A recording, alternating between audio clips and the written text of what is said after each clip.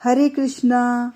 मैं कृष्ण सखी कार्तिक महात्म्य के 25वें अध्याय के साथ राक्षसी कलह का उद्धार। धर्मदत्त ने कलह से कहा, तीर्थ, दान, व्रत आदि शुभ साधनों के द्वारा पाप नष्ट होते हैं, परंतु प्रतिदेह में स्थित तुम दुखिया उन सत्कर्मों से हीन हो। तुम्हारी ग्लानि को देखकर मुझे बहुत दुख हो रहा है।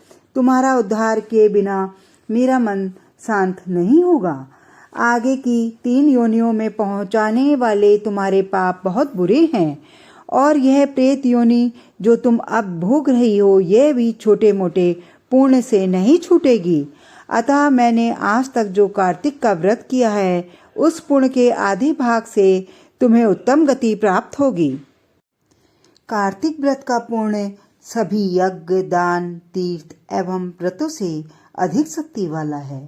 ऐसा कहकर ओम नमो भगवते वासुदेवाय मंत्र को सुनाते हुए धर्मदत्त ने तुलसी दल मिला जल उस पर छिड़का, तो वह प्रेत योनि से छूट गई और वह लक्ष्मी के समान सुंदर बन गई।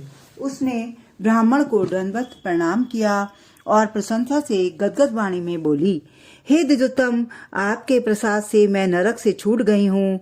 आपने मुझे डूबते हुई मझधार में नौका का काम किया है। वह ब्राह्मण से यह बात कह ही रही थी कि तभी उसने देखा कि एक दिव्य विमान खड़ा है जिसमें विष्णु गण स्थित हैं। इसके बाद पूर्णशील और सुशील नामक द्वारपालों ने उस कलहा नामक सुंदरी को उस विमान में बैठाया।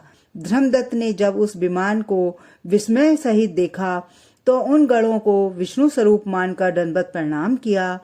विष्णु के उन दोनों गणों ने प्रणाम करते हुए उस ब्राह्मण को उठाया और उसकी प्रशंसा करते हुए यह धार्मिक वचन कहे, हे श्रेष्ठ ब्राह्मण, आप बहुत अच्छे हैं, सदा विष्णु की भक्ति में लगे रहते हैं, दीनों पर दया करते हैं, धर्म के ज्ञाता हैं।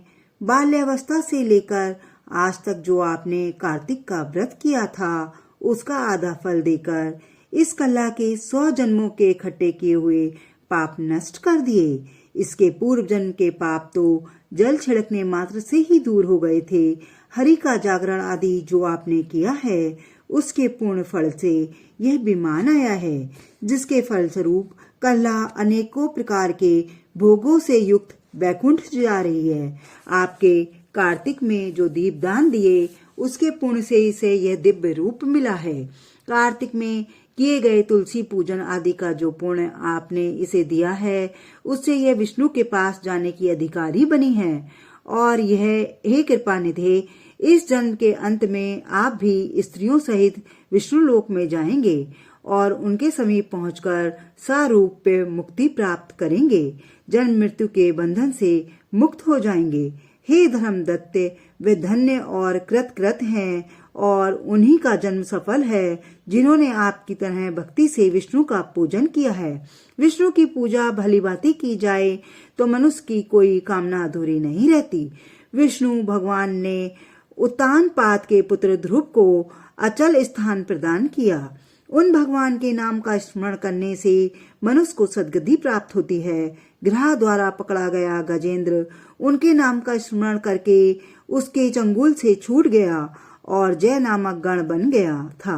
आपने भी विष्णु भगवान का पूजन किया है, इसीलिए आप भी हजारों वर्षों तक दोनों स्त्रियों के साथ संसारों में भोग करके उनके समीप जाएंगे। इसके बाद जब आपके पुण्य क्षीण हो जाएंगे, तब पृथ्वी पर आकर सूर्य वंश में राजा दशरथ के रूप में जन्म लेंगे।